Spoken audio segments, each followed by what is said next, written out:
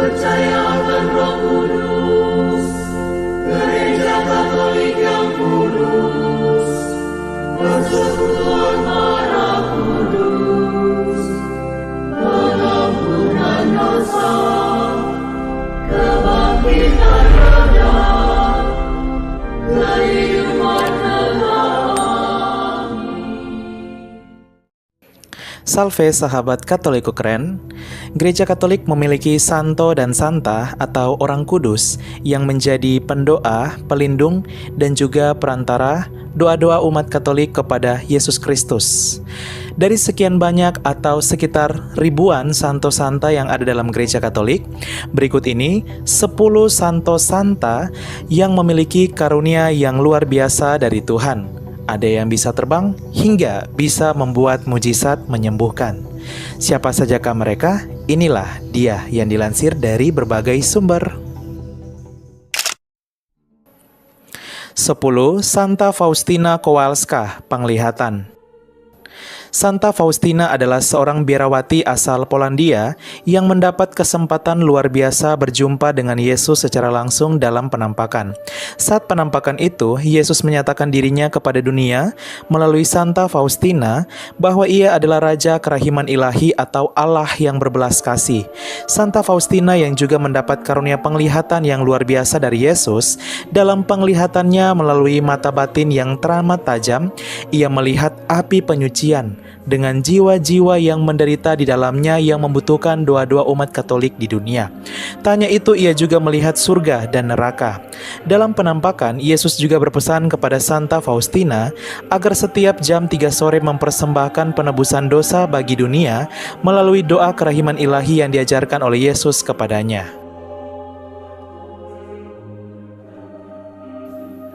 9. Santo Sarbel Maklov, penyembuh.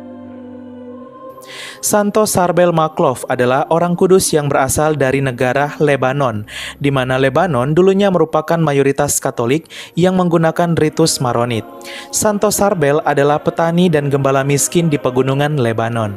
Menginjak usia 23 tahun, ia meninggalkan desanya, lalu melangkahkan kakinya ke daerah pegunungan Anaya menuju sebuah biara yang ada di sana. Ia diterima masuk biara itu, dan di sanalah ia belajar teologi dan giat membantu di paroki. 23 tahun terakhir hidupnya ia bertapa di puncak Gunung Anaya. Makam Santo Sarbel dibanjiri para peziarah yang datang berdoa melalui perantaranya.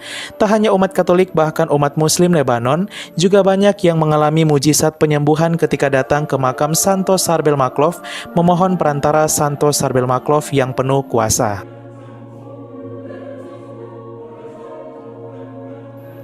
8. Santo Antonius Padua, pembuat mujizat.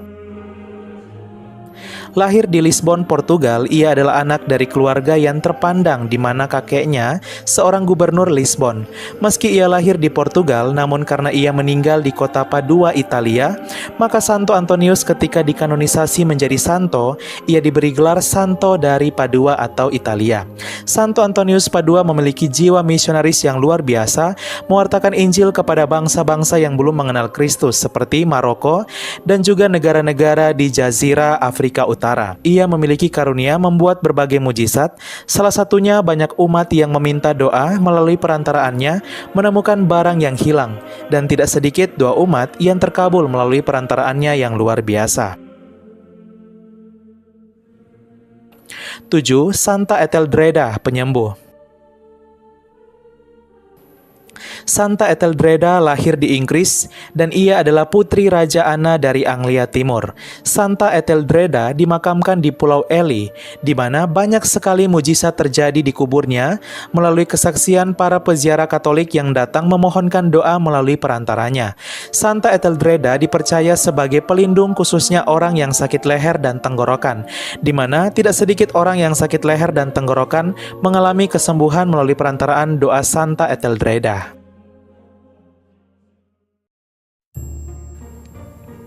6. Santa Bernadette Soubirous, penglihatan. Lahir di Lourdes, Prancis, ia adalah seorang gadis Katolik kecil yang mengalami perjumpaan langsung dengan Bunda Maria di sebuah gua di masa Biale, Lourdes, Prancis. Bunda Maria kala itu menampakkan diri kepada Santa Bernadette, berpesan untuk melakukan sili dan tobat melalui doa dan mati raga bagi para pendosa. Bunda Maria juga tidak menjanjikan kebahagiaan kepada Santa Bernadette di dunia, melainkan setelahnya, yaitu di surga.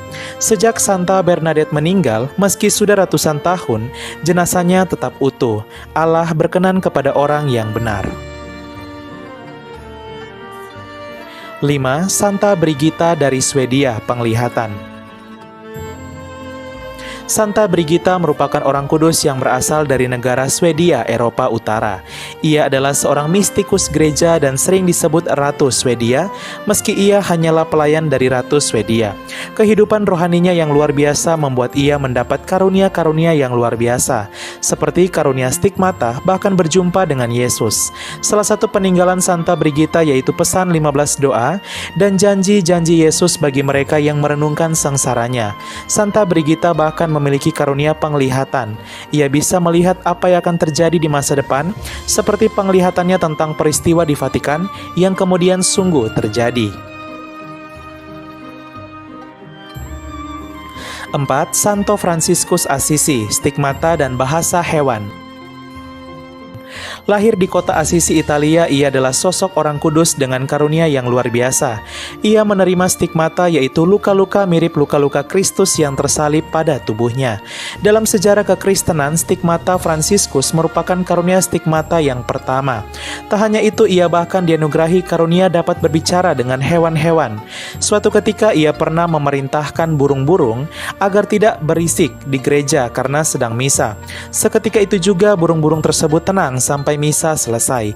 Ia dikenal sebagai pelindung hewan dan pelindung orang-orang yang memelihara hewan seperti pencinta anjing, kucing, burung, dan lain-lain. 3. Santa Gemma Galgani, stigmata. Santa Gemma Galgani adalah seorang kudus yang mencapai puncak kesempurnaan dan persatuan dengan Kristus dalam ekstase-ekstase yang dialaminya karena hidupnya yang begitu suci. Ia lahir di kota Lucca, Italia. Di usia yang masih sangat muda, Santa Gemma telah menjadi kudus dan mengalami kehidupan mistik. Ia dikaruniai oleh Tuhan suatu rahmat untuk mengalami dan merasakan luka-luka dan penderitaan Yesus yang disalib melalui stigmata yang diterimanya. Santa Gemma juga merupakan teladan bagi kita dalam menghayati misteri penderitaan Kristus. 2. Santo Padre Pio, stigmata. Lahir di kota kecil Pietrelcina, Italia, Santo Padre Pio merupakan orang kudus besar abad ke-20 yang menerima karunia-karunia ilahi seperti stigmata selama 50 tahun. Mengalami 5 luka Yesus, dari luka-luka tersebut mengeluarkan bau harum yang mengagumkan. Ia juga mengalami bilokasi atau dapat berada di 2 tempat sekaligus. Ia juga diberi karunia levitasi atau dapat melayang atau berdiri tanpa menyentuh tanah. Ia juga mengalami karunia kunjungan jiwa-jiwa yang telah meninggal yang berada di purgatori atau api penyucian, dan bisa juga membaca batin seseorang. Sedari kecil ia sudah menunjukkan tanda-tanda kesalehan. Di usia 5 tahun ia sudah mempersembahkan hidupnya bagi Tuhan. Tidak hanya itu, sejak kecil ia dapat berkomunikasi dengan malaikat pelindungnya, Bunda Maria dan Tuhan Yesus. Santo Padre Pio semasa kecil juga sering diganggu oleh iblis dan sering mendapat pengalaman tentang neraka. Jenazahnya kini tetap utuh dan banyak peziarah datang berdoa melalui perantaraannya, serta tak sedikit mujizat terjadi.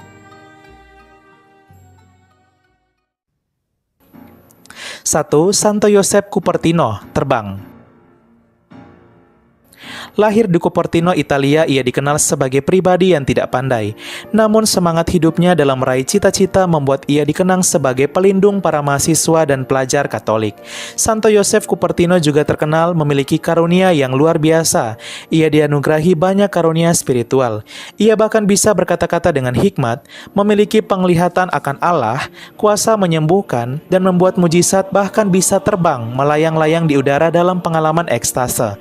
Santo Yosef Cupertino Cupertino terkenal juga akan perantaraannya yang begitu besar bagi para pelajar yang akan menghadapi ujian. Tak sedikit pelajar Katolik yang berhasil dalam ujian berkat perantaraannya. Di Indonesia, terdapat relikwi Santo Yosef Cupertino yang ditatahkan di Universitas Katolik Indonesia Atmajaya Jakarta, tepatnya di Kapel Santo Albertus Magnus, lantai 13.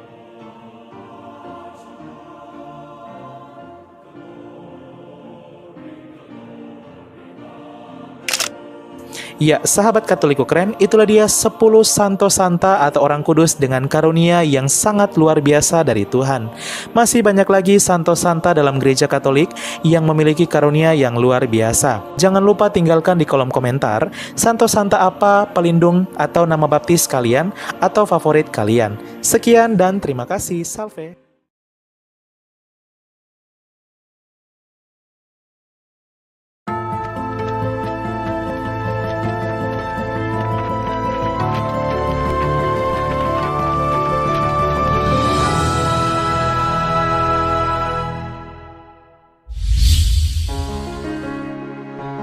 Halo teman-teman semuanya, kembali lagi di Rock Riwayat Orang Kudus edisi 4 Oktober.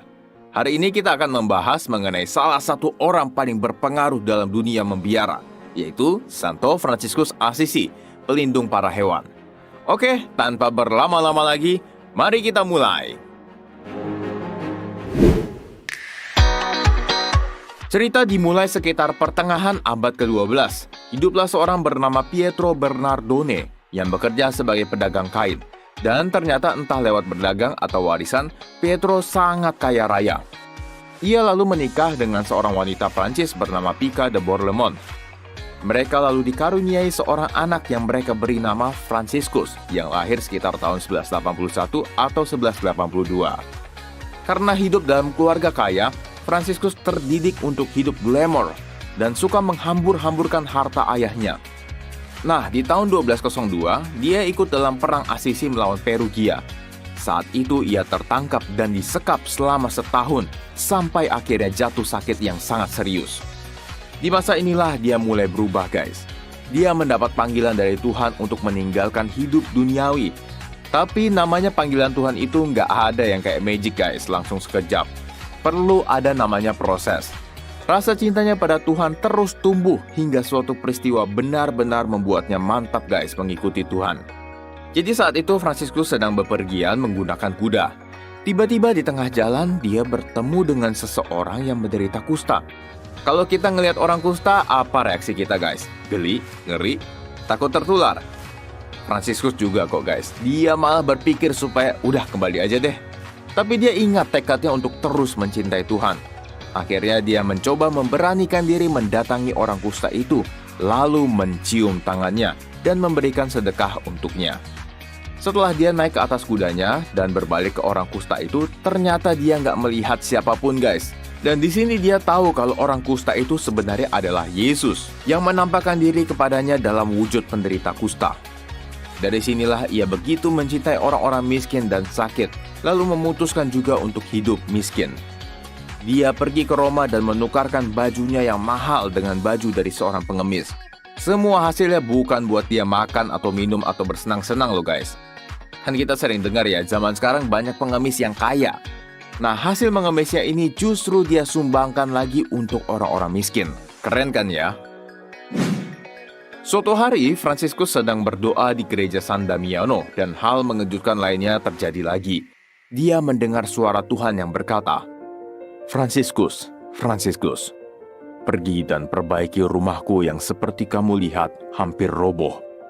Dia lalu berpikir bagaimana caranya memperbaiki sebuah gereja dengan penghasilannya setiap hari cuma dari mengemis. Akhirnya dia berpikir untuk ke rumah ayahnya dan menjual setumpuk kain ayahnya yang sangat mahal sebagai modal untuk membangun gereja tua itu. Ayahnya begitu tahu langsung ngamuk, guys. Dan singkat cerita, Franciscus lalu dikurung di kamar, tapi berhasil kabur dengan bantuan ibunya dan pergi kepada Uskup Assisi. Gak berhenti di situ, Pietro yang kayaknya cukup gila harta ini kemudian mengejar Franciscus. Di sini Franciscus diancam Pietro kalau dia akan mencabut hak warisnya dan dia nggak akan diakui lagi sebagai seorang anak. Gila ya, guys. Terus gimana tanggapan Franciscus? dia justru melepaskan bajunya dan mengembalikan semuanya kepada ayahnya, termasuk uang yang dia miliki saat itu. Disinilah dia benar-benar kehilangan seluruh harta duniawinya. Lalu karena posisinya saat itu Fransiskus literally telanjang, jadi Bapak Uskup memberinya jubah seorang tukang kebun tua. Sejak saat itu, Fransiskus mulai memakai pakaian kasar yang diikat dengan tali dan tanpa sepatu. Ia mulai masuk pada kehidupan yang sangat miskin dan mulai mengajarkan penebusan dosa di tahun 1208. Ternyata gaya hidup Fransiskus ini mulai diikuti oleh beberapa pemuda lainnya. Hingga mereka berjumlah 11 orang, mereka pergi ke Roma di mana Bapak Paus Innocentius III memberikan restu pendirian Ordo Fransiskan di tahun 1209. Teladan kesederhanaan dan kemiskinan yang dianut oleh Ordo ini bersumber dari perkataan Yesus sendiri di Matius 19 ayat 21. Jikalau engkau hendak sempurna, pergilah, jualah segala milikmu dan berikanlah itu kepada orang-orang miskin, maka engkau akan beroleh harta di surga. Kemudian datanglah kemari dan ikutlah aku. Karyanya semakin lama semakin berkembang, sehingga ia turut membuka jalan untuk menuju kesempurnaan dengan mendirikan Ordo kedua Fransiskan yang dipimpin oleh Santa Clara. Beberapa saat setelah itu, ia juga mendirikan Ordo ketiga bagi semua orang yang hidup di luar biara, tetapi ingin hidup dengan spiritualitas Fransiskan. Cintanya kepada Tuhan membuatnya hidup semakin kudus dan menganggap seluruh makhluk hidup adalah saudaranya sendiri, bahkan hewan sekalipun guys. Ia bergaul akrab dengan seluruh hewan. Ada berbagai macam kisah tentang dirinya, mulai dari diamnya segerombolan burung setelah dihardik Fransiskus saat sedang misa, hingga cerita tentang dia bersama serigala ganas. Jadi cerita dimulai dari kota Gubbio, di mana ada seekor serigala buas yang meneror rakyat sekitar. Dikatakan buas karena bukan hanya binatang yang dia buru, tapi juga manusia. Sebenarnya warga kota Gubbio sudah mencoba menangkap dan membinasakan serigala ini, tapi ternyata selalu gagal dan orang-orang yang memburunya justru terluka guys. Nah, Fransiskus yang kebetulan tinggal di kota itu merasa perlu untuk pergi menemui serigala itu. Para warga kota mencoba mencegahnya saking ganasnya serigala ini. Tapi Fransiskus tetap pergi menemui serigala itu, tentunya dengan kuasa dan rahmat Tuhannya, bukan dengan sosokan, nih gue bisa nih jinakin serigala. Ternyata dia juga didampingin sama beberapa warga yang merasa simpati kepadanya. Tapi sayangnya baru sampai di gerbang luar kota, banyak dari mereka yang ciut. Mereka pun dengan berbagai alasan mengatakan kalau gak bisa melanjutkan perjalanan. Ya udah, akhirnya Fransiskus melanjutkan perjalanan dengan rekan-rekan yang tersisa. Di tengah perjalanan, ternyata bukan mereka yang menemukan serigala itu, justru serigalalah yang menemukan mereka. Rekan-rekannya langsung kaget dan waspada, tapi Fransiskus dengan tenang membuat tanda salib ke arah serigala itu.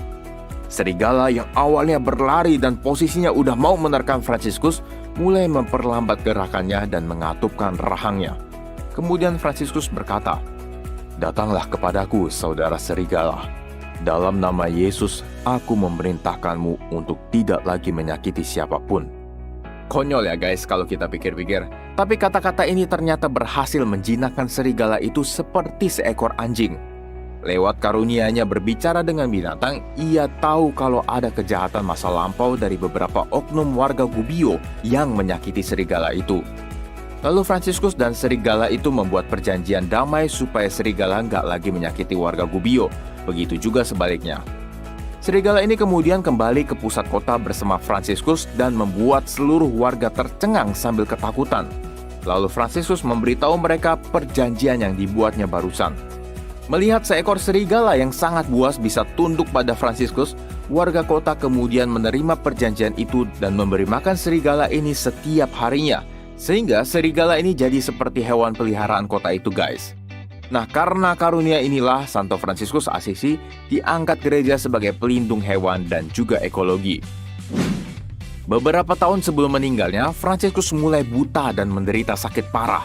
Di tahun 1224, ia menerima karunia dari Tuhan yang paling istimewa. Dia diizinkan ikut menderita 5 luka Yesus di kedua tangan, kaki, dan lambungnya lewat suatu luka serius yang dinamakan stigmata. Luka yang menyakitkan dan tidak dapat disembuhkan ini nggak membuatnya jadi sedih atau justru bangga akan karunia yang dia terima guys.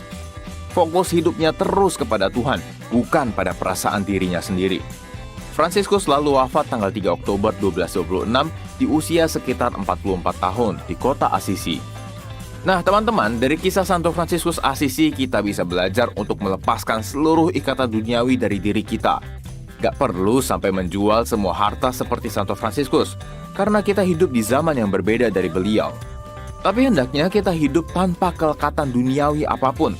Gak selalu uang atau harta ya, bisa aja kelekatan terhadap game, perawatan diri, obsesi ilmu pengetahuan, ketenaran, popularitas, dan hal-hal lainnya. Hendaknya kita melekatkan diri hanya pada Tuhan aja guys, karena dialah sumber sukacita abadi kita, kini dan sepanjang masa. Oke teman-teman, jadi riwayat Santo Fransiskus Assisi sampai di sini aja. Semoga bermanfaat ya untuk kita semua. Terima kasih sudah menonton dan sampai jumpa di Rock edisi selanjutnya. Goodbye! Siapakah Fransiskus dari Assisi menurut kisah di atas? Mengapa Fransiskus dari Assisi diangkat sebagai santo atau orang kudus? Bagaimana Santo Fransiskus Assisi memperlakukan lingkungan alam dan binatang?